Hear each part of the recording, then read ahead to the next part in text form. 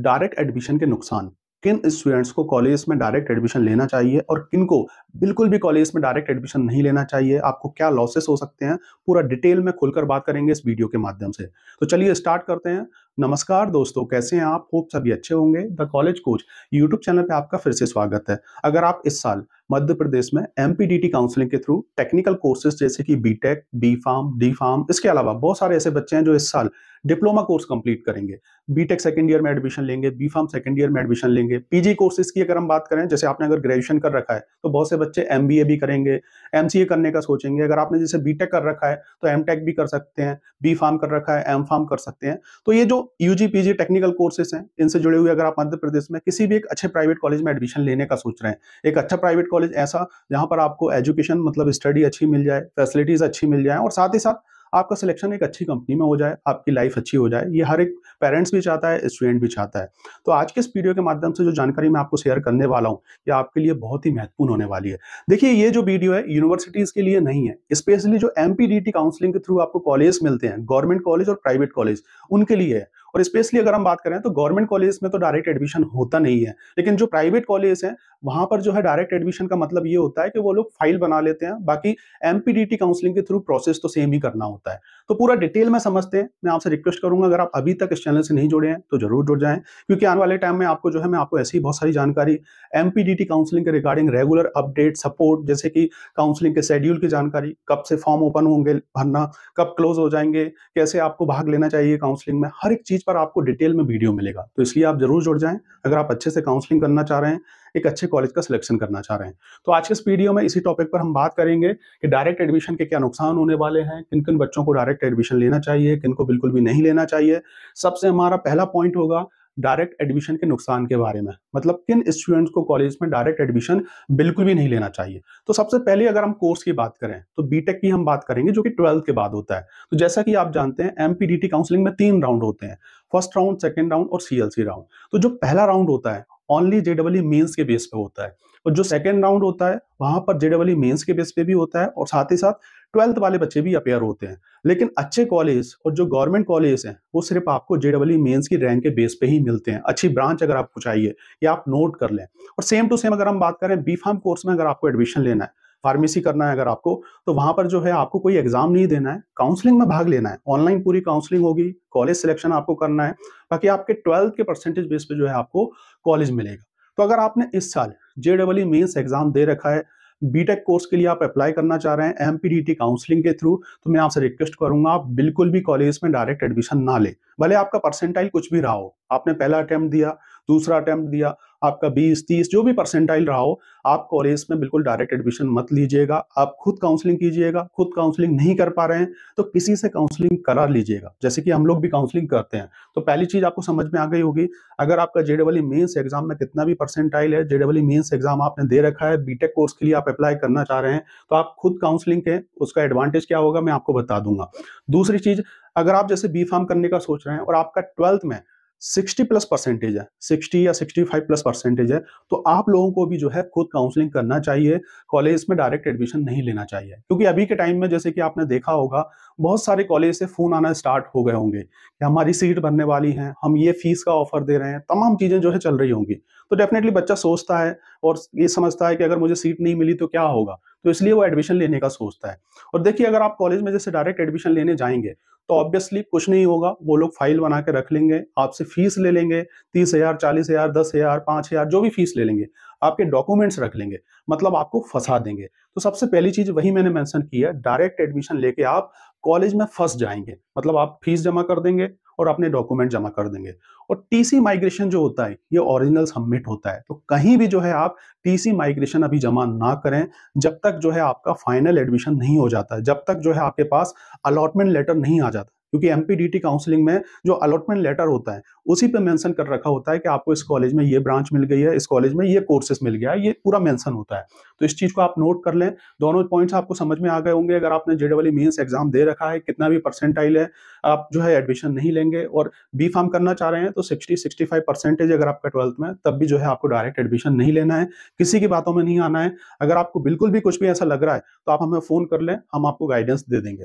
अब हम बात करने वाले हैं, देखिए डायरेक्ट एडमिशन का मतलब क्या होता है। जैसे कि आप कॉलेज में गए, कॉलेज वालों ने आपको फ़ोन किया, बोले आ जाइए, आपने अपने फाइल बनवा ली वहाँ पे और उसके बाद जो है वहाँ पे फीस जमा कर दी, डॉक्यूमेंट सबमिट कर दिया। तो जो कॉलेज वाले हैं, जब काउंसलिंग ओपन होगी, जब भी काउंसलिंग का शेड्यूल आएगा, उसी से वो लोग अप्लाई करेंगे। तो ये काम आप खुद भी कर सकते हैं। अब देखिए वो लोग अप्लाई करेंगे और आप खुद अप्लाई करोगे तो उसमें अंतर क्या होगा? तो जैसे कि आप फँस गए एक तरीके से, सब चीज़ें लॉक हो गई हैं। तो जब आपका परसेंटाइल कम रहेगा, तो कॉलेज वाले क्या करेंगे, जैसे कि सबसे ऊपर अपने कॉलेज का ही सिलेक्शन करेंगे। आपने बोल दिया जो है सीएस ब्रांच चाहिए, आईटी ब्रांच चाहिए, तो उसके नीचे जो है वो मैकेनिकल, सिविल, ईसी ये तमाम ब्रांच भी डालेंगे। इस चीज़ को आप नोट कर लें। और साथ ही साथ जो है फिर उसके नीचे जो है कोई दूसरे कॉलेज वगैरह डाल देंगे। तो उनको मालूम है कि अगर आपको जैसे सीएस ब्रांच नहीं मिली, तो आपको जैसे आईटी ब्रांच मिल जाएगी या कुछ ऐसी ब्रांच हैं जो भर्ती नहीं है, वो ब्रांच मिल जाएँगे। तो वो अपने कॉलेज को भरने का सोचेंगे। ठीक है? इस चीज़ का नुकसान आपको होगा। साथ ही साथ बहुत सारे ऐसे कॉलेज भी हैं जो बच्चों के नंबर नहीं डालते हैं, जो एमपीडीटी काउंसलिंग में बच्चों के मोबाइल नंबर डलते हैं, ईमेल आईडी वगैरह डलती है, तो वो आपको नहीं देते हैं, आपको शेयर नहीं करते हैं, क्योंकि ओटीपी वगैरह जो है उसी पे जाएगा। और अगर आपको जैसे एडमिशन कैंसल कराना है, कुछ चीज़ें देखना है, तो आप बिल्कुल भी नहीं देख पाएँगे। तो ये इसका एक लॉसेस रहेगा। हाँ, अगर आपको लग रहा है कि पर्टिकुलर कोई कॉलेज आपको समझ में आ गया है, आपको फीस को लेके दिक्कत है, तमाम चीज़ों को लेके दिक्कत है, वहीं आपको एडमिशन लेना ही है, तो वो एक बात अलग हो गई है। बाकी जो है अगर आप खुद काउंसलिंग करेंगे, क्योंकि देखिए कॉलेज में डायरेक्ट एडमिशन का मतलब मैंने आपको बता दिया, ये बिल्कुल भी नहीं है कि आपको 100% सीट मिल गई है, रिजर्व हो गई है पहले ही, क्योंकि प्रोसेस तो जो है आपको एमपीडीटी काउंसलिंग से ही करना होगा। अब कॉलेज वाले करते हैं उसको, ये काम आप खुद भी कर सकते हैं। खुद करेंगे तो ये रहेगा, टीसी माइग्रेशन आपके पास रहेगा, सभी एक्सेस आपके पास रहेंगे, आप खुद का मोबाइल नंबर डालेंगे, खुद का ईमेल आईडी डालेंगे, कोई चीज़ चेंज करना है, देखना है, ये सब चीज़ें आप खुद करेंगे। और इसके अलावा जो अच्छे कॉलेज हैं, जैसे आपने जिस कॉलेज में बात की है, तो उसका नाम सबसे नीचे आप रख सकते हैं। ऑब्वियसली वो कॉलेज तो आपको मिलना ही है, लेकिन अगर उससे अच्छा कोई कॉलेज मिल जाता है, साथ ही साथ जैसे कि टीएफडब्ल्यू सीट होती है, ट्यूशन फीस वेवर वाली सीट होती है, अगर आप किसी कॉलेज में डायरेक्ट एडमिशन लेंगे, तो वो ट्यूशन फीस वाली सीट डालेंगे ही नहीं। तो उसके लिए भी आप ट्राई कर सकते हैं। जैसे किसी कॉलेज की अगर जैसे बीटेक सीएस की फीस 1 लाख, 1.5 लाख है, तो ट्यूशन फीस में अगर आपको मिलती है, तो आप मान के चलें 30-40 हज़ार लगेगी।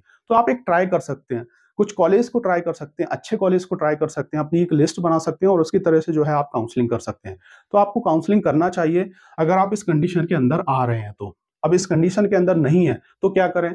जैसे कि जिन बच्चों ने जेईई मेंस एग्ज़ाम दिया ही नहीं है बीटेक कोर्स के लिए और 12th में जो है आपका परसेंटेज बहुत कम है, तब जो है आप कॉलेज सर्च कर सकते हैं और उसके अकॉर्डिंग जो है आप एडमिशन प्रोसेस कर सकते हैं, मतलब कॉलेज वालों से काउंसलिंग आप करा सकते हैं। साथ ही साथ हम बात करें जिन बच्चों का बी फार्म कोर्स के लिए जैसे 60 से नीचे परसेंटेज है 12th के अंदर, आपका सेकंड डिवीजन है, तो आप लोग भी जो है कॉलेज सर्च कर लें, देख लें कोई कॉलेज आपको एडमिशन दे रहा है कि नहीं दे रहा है। क्योंकि आज के टाइम में ये भी होता है कि बहुत सारे ऐसे कॉलेज हैं जो पहले से फाइल बना लेंगे, क्योंकि अब जब एमपीडीटी काउंसलिंग होगी तो बाहर से भी बच्चे आएंगे और यहाँ से भी बच्चे डालेंगे, लेकिन जिसका परसेंटेज ज़्यादा होगा, डीईटी का सीधा सा रूल है, उसी को वो सीट अलॉट करके देगा। तो अगर आपको जैसे सीट नहीं भी मिली, तो फिर आपसे वो सॉरी बोल देंगे, फिर आपको वहाँ से एडमिशन कैंसल करा के दूसरी जगह जाना पड़ेगा। हो सकता है वहाँ की सीटें भर जाएँ, जहाँ आपको पहले एडमिशन मिल रहा हो। तो इस चीज़ को भी आप नोट कर लें, क्योंकि परसेंटेज कम है, जेईई मेंस एग्ज़ाम नहीं दे रखा है, तो थोड़ी-सी दिक्कत तो होने वाली है। इसके अलावा जिनको फीस की प्रॉब्लम है, बहुत से ऐसे बच्चे भी हैं जिनको किसी पर्टिकुलर प्राइवेट कॉलेज में एडमिशन लेना ही नहीं है, क्योंकि वहाँ पे फीस लाखों की है। जब आप एडमिशन लेंगे, तो वहाँ पे आपको इकट्ठी 60-70 हज़ार रुपए भरना ही पड़ेगी। गवर्नमेंट कॉलेज की जैसे हम बात करें, मध्य प्रदेश के इंदौर शहर में जो गवर्नमेंट कॉलेज है, तो वहाँ पे जब आप एडमिशन लेंगे, आपको उस कॉलेज में मिलता है एमपीडीटी काउंसलिंग के थ्रू बीटेक कोर्स के लिए, तो 1,21,000 पूरा भरना होगा। एसटीएस आईटीएस कॉलेज की मैं आपको बता रहा हूँ।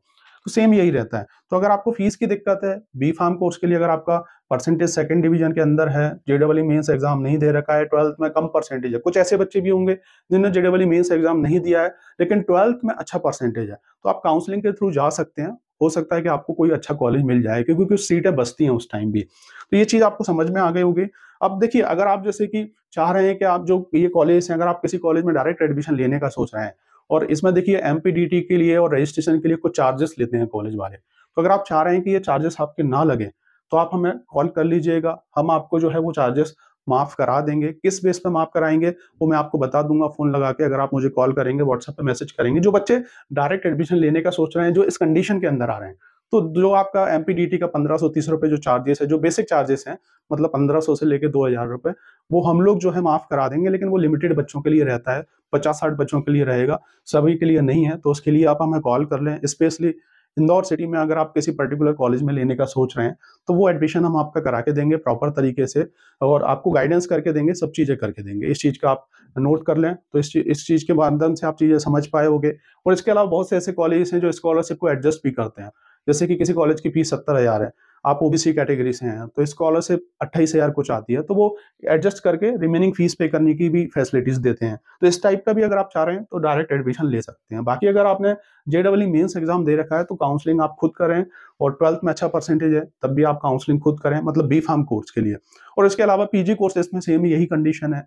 अगर आपका परसेंटेज अच्छा है, डिप्लोमा में अच्छा परसेंटेज है, तो काउंसलिंग खुद करके गवर्नमेंट कॉलेज, एक अच्छे प्राइवेट कॉलेज के लिए ट्राई करें। यही मेरा आपसे कहना होगा। वीडियो अच्छा लगे तो इसे लाइक कर दीजिएगा। मेरा काम है आपको सही और सटीक जानकारी देना, और इसलिए मैं आपको ये सब चीज़ें प्रोवाइड करा पा रहा हूँ, अवेयर करने की कोशिश कर रहा हूँ। बाकी आपकी चॉइस है। जो भी करें अपनी लाइफ में बेस्ट करें, अपने माँ-बाप की रिस्पेक्ट करें। जय हिंद, जय भारत दोस्तों। मिलते हैं नेक्स्ट वीडियो में कुछ अदर इन्फॉर्मेटिव वीडियो के साथ, जो कि होगा आपके लिए हेल्पफुल।